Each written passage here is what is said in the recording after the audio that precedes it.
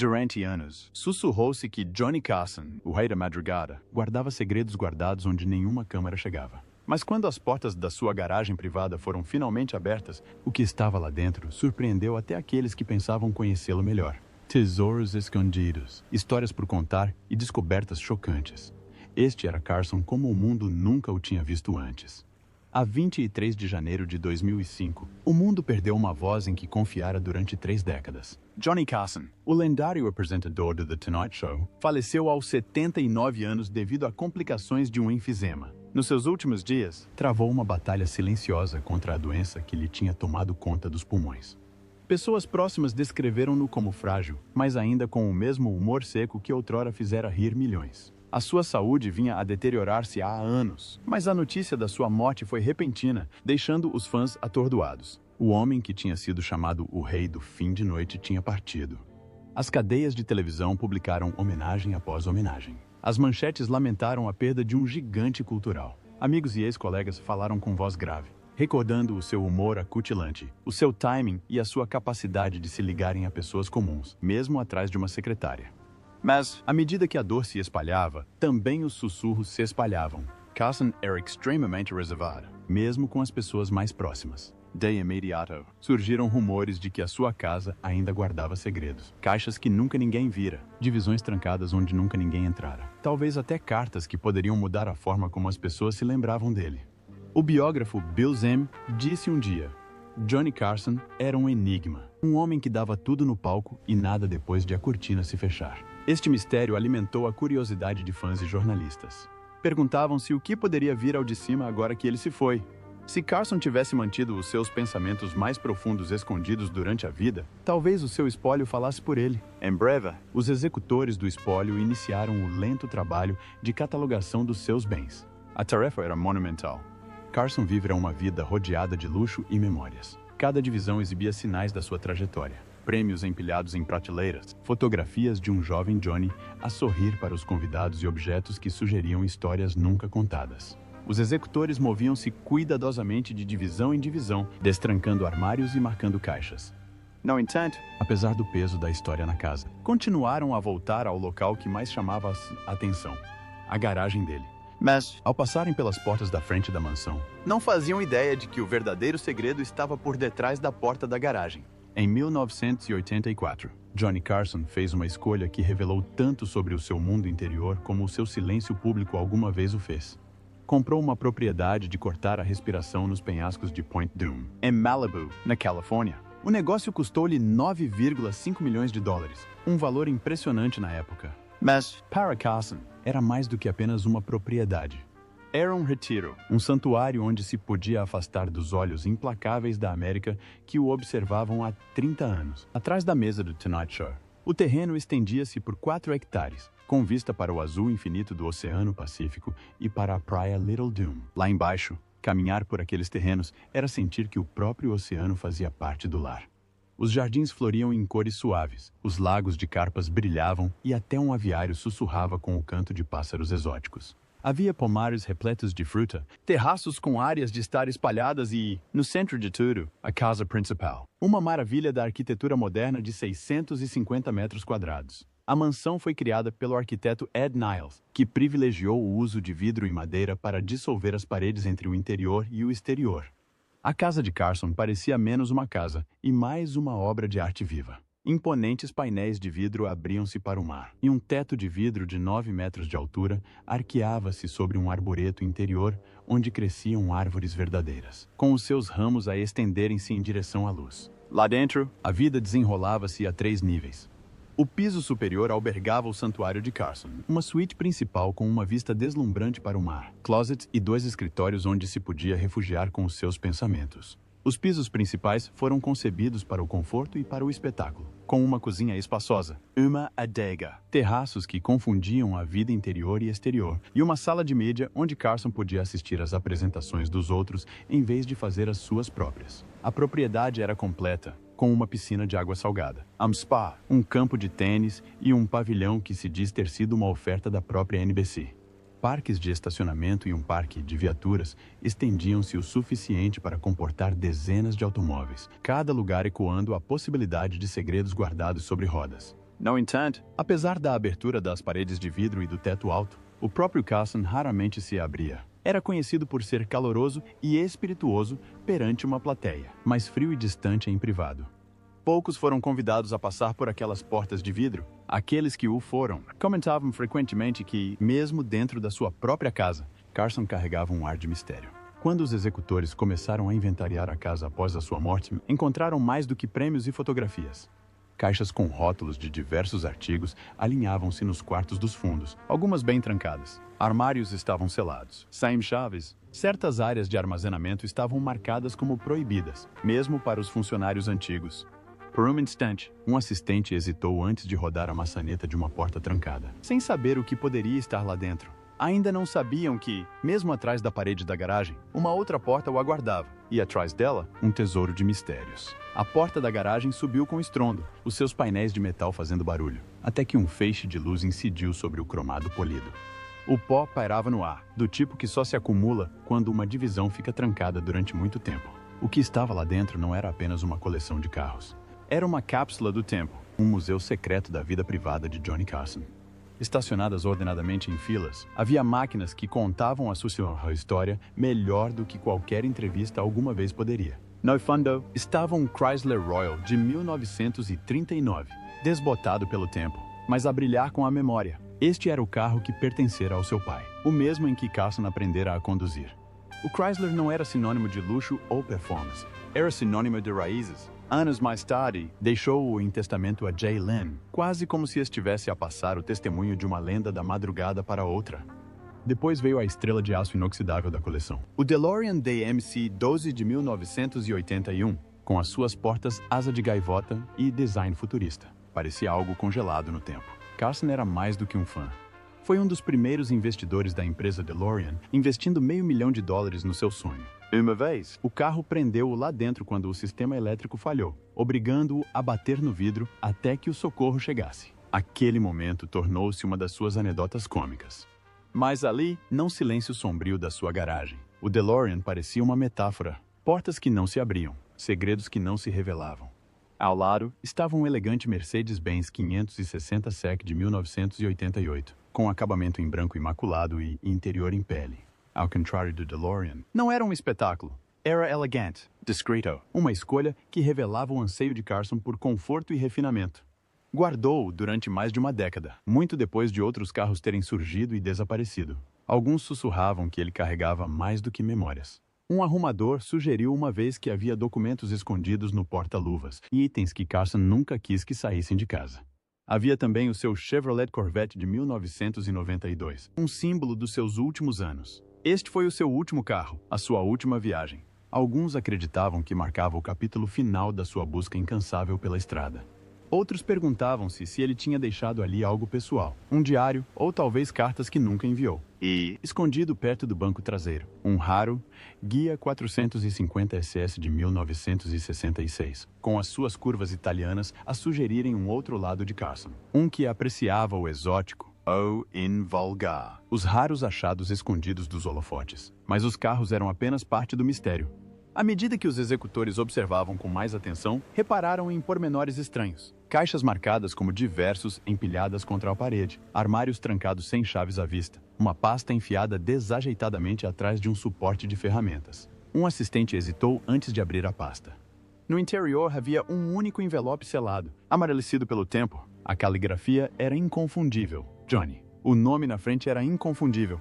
A sala ficou em silêncio. Durante anos, Carson fora chamado de indiferente, até pelos mais próximos. Agora, ali estava a prova de que a sua vida ainda guardava histórias por contar. O envelope tremeu-lhe nas mãos. Começaram a desdobrar o frágil papel lá dentro. E naquele momento, perceberam que aquilo poderia reescrever tudo o que pensávamos saber sobre a vida de Johnny Carson. Durante décadas, Johnny Carson foi o rosto sorridente em quem a América confiava todas as noites. Mas, fora das câmeras, o seu mundo particular era mais complexo. A sua vida foi moldada não só pelos aplausos de milhões, mas também pelas relações que lutava por manter em casa. Carson casou 4 vezes, e cada união deixou a sua marca. O seu primeiro casamento foi com Joan Jody Merle Walcott, em 1949, muito antes de se tornar famoso. Juntos, tiveram 3 filhos, Chris, Rick e Corey. Os primeiros anos foram promissores. Mas a crescente fama de Carson, as suas longas ausências e a bebedeira abriram brechas no casamento. Em 1963, após 14 anos de casamento, o casamento terminou em divórcio. Poucos meses depois, Carson casou com Joanne Copeland. Ela entrou no seu mundo brilhante no auge da sua carreira. Durante quase uma década, ela viveu entre risos e tempestades. Mas Joanne falou mais tarde sobre como o álcool o transformava em duas pessoas diferentes. Em 1972, este casamento também se tinha dissolvido, deixando para trás amargura e traição. Nesse mesmo ano, Carson voltou a casar, desta vez com Joanna Holland. O seu casamento durou 13 anos, mais do que os outros, mas não foi menos conturbado. O divórcio, em 1985, foi repentino, anunciado por Holland na mesma noite do jantar de aniversário. Carson foi apanhado de surpresa, um raro momento em que o homem responsável se viu desprevenido. O seu último casamento foi com Alexis Maas em 1987. Ao contrário dos outros, este durou até a sua morte em 2005. Os amigos disseram que Alexis trouxe uma presença mais calma aos seus últimos anos. Um tipo de companhia tranquila que equilibrava a sua necessidade de privacidade. Mas a verdadeira história da vida privada de Carson estava no seu papel de pai. Os seus 3 filhos, Chris, Rick e Corey, pouco o viram quando eram crianças. O próprio Carson admitiu que não tinha sido o pai que gostaria de ter sido. Rick, o seu filho do meio, carregou o fardo mais pesado. Lutou contra problemas de saúde mental e passou muito tempo em hospitais. Tragicamente, em 1991, Rick morreu num acidente de viação aos 39 anos. A tristeza de Carson era visível no ar quando falava de Rick, mas aqueles que lhe eram próximos perguntavam-se se a tristeza era agravada pela culpa pelos anos de distância. Quando os executores revistaram a sua garagem, descobriram não só carros, mas também caixas cheias de cartas. Entre elas, rascunhos de bilhetes nunca enviados. Um deles parecia endereçado aos meus filhos. A caligrafia era elegante, cuidada, como se Carson estivesse a ensaiar o que nunca conseguiria dizer em voz alta. Um envelope frágil surpreendeu os avaliadores. Lá dentro estava uma carta que parecia escrita a Rick. Falava de arrependimento, de desejar ter estado presente, de esperar que o seu filho soubesse que era amado mesmo nos silêncios. As palavras, cruas e desprevenidas, contrastavam com a sagacidade polida de que o mundo recordava. Para um homem que vivia por detrás de camadas de charme, ali estava a verdade crua do coração de um pai. Estas cartas revelavam o que o público nunca viu. Não o rei da madrugada, mas um homem que lutava contra o amor, a perda e as sombras das suas próprias escolhas. Mas o que descobriram a seguir era tão inacreditável que nem as pessoas mais próximas de Carson sabiam até então. O homem que fazia rir milhões todas as noites carregava consigo tempestades que poucos viram. Os biógrafos Bill Zane e Mike Thomas, M. Carson, o Magnifico, descrevem um anfitrião que podia ser deslumbrante sob os holofotes, mas perigoso na intimidade. O álcool costumava ser a faísca. Amigos e ex-mulheres recordavam como uma única bebida o transformava em alguém completamente diferente. Joanne Copeland, a sua segunda mulher, disse uma vez que ele era 2 pessoas diferentes quando bebia. O charmoso artista ficou tenso, irritado, até cruel, dizendo coisas de que se arrependeria mais tarde. O seu primeiro casamento com Jodie Wolcott foi marcado por confrontos acalorados. Zane escreve sobre inúmeras lutas regadas a álcool que aconteciam à frente dos outros. Depois, vieram longos silêncios, dias ou semanas de fria distância. Culpa e ressentimento. Copeland enfrentou batalhas semelhantes. Ela descreveu noites em que o riso se transformava em raiva sem aviso prévio. Esta dualidade assombrava a vida privada de Carson, alimentando rumores e sussurros muito depois de as câmeras pararem de filmar. O público vislumbrou estas dificuldades em 1982, quando Carson foi preso por conduzir embriagado perto de Beverly Hills. A acusação apareceu nos jornais, chocando os fãs que o consideravam intocável. Declarou-se culpado. Foi multado e colocado em liberdade condicional. Tornou-se um dos seus poucos escândalos que veio a público. No entanto, os biógrafos revelam que, por detrás das portas fechadas dos seus casamentos, as consequências do seu alcoolismo foram muito maiores do que qualquer manchete poderia captar. Carson, cada casamento refletia o mesmo padrão. Afeição, glamour. Depois crises de ciúme, segredo e distanciamento emocional. As suas esposas lutavam com um homem que pertencia ao público, mas mantinha a sua alma escondida. O seu casamento com Joanne Copeland sofreu uma reviravolta especialmente cruel. Correram rumores de que ela tinha tido um caso com a estrela do futebol americano Frank Gifford. Há quem diga que Carson descobriu que ela alugava um apartamento para os seus encontros secretos. Para um homem já reservado e desconfiado, esta traição foi profunda. A sua dor não se resumia a problemas familiares, mas também no trabalho. A ambição de Carson alimentava rivalidades. Uma rixa bem conhecida ocorreu com Wayne Newton após o fracasso de um acordo sobre o Hotel Aladdin. Em Las Vegas, Carson troçou de Newton no ar, piadas que Newton disse mais tarde que tinham a intenção de magoar. Como Joan Rivers foi um tipo diferente de ruptura. Era a sua apresentadora convidada frequente, sua aliada. Quando lançou o seu próprio talk show, Carson sentiu-se traído. Nunca mais falou com ela, deixando Rivers devastado. O silêncio entre eles durou até a morte dele. Prova de quão implacável era quando acreditava que a sua lealdade estava quebrada. O silêncio de Carson era o seu escudo. Raramente falava sobre o seu passado, as suas opiniões políticas ou seus sentimentos. Numa entrevista à Playboy, admitiu uma vez: "Vivo a minha vida, especialmente a minha vida pessoal, estritamente para mim próprio." Era a sua forma de dizer: o mundo pode ter o artista, mas não o homem por detrás das cortinas. As biografias sugerem que esta privacidade ia além do que se imaginava. As divisões da sua casa eram trancadas, até mesmo para funcionários de confiança. Alguns dos seus filhos também tiveram dificuldades com ele. O seu filho Rick lutava contra uma doença mental, mas Carson não o visitou alegadamente durante a sua hospitalização. Outro sinal dos muros que construiu até mesmo dentro da sua família. O mundo adorava Johnny Carson, mas as sombras da sua vida nunca estavam longe das gargalhadas. E, no entanto, aqueles que lhe eram mais próximos depressa descobririam que os segredos mais obscuros não estavam apenas nos seus casamentos ou nas suas discussões. Estavam escondidos em lugares que ninguém tinha pensado em procurar. A história de Johnny Carson começou longe dos holofotes de Hollywood. Nascido em Corning, Iowa, em 1925, cresceu durante a Grande Depressão. Um rapaz tímido que encontrava refúgio fazendo truques de magia para os vizinhos. Após servir na Marinha durante a Segunda Guerra Mundial, Carson dedicou-se à rádio, e a sua voz calma e sagacidade rapidamente o destacaram. Na década de 1950, a televisão estava em ascensão, e Carson sabia instintivamente que era aí que residia o futuro. Apresentou o programa Who Do You Trust? Antes de conquistar a oportunidade que definiria o seu legado, assumindo o comando do The Tonight Show em 1962. Durante os 30 anos seguintes, Carson dominou a noite. Fazia a América rir no final de cada dia, transformando as entrevistas em teatro sem esforço. O seu timing era lendário, os seus monólogos nítidos e mordazes, sem crueldade.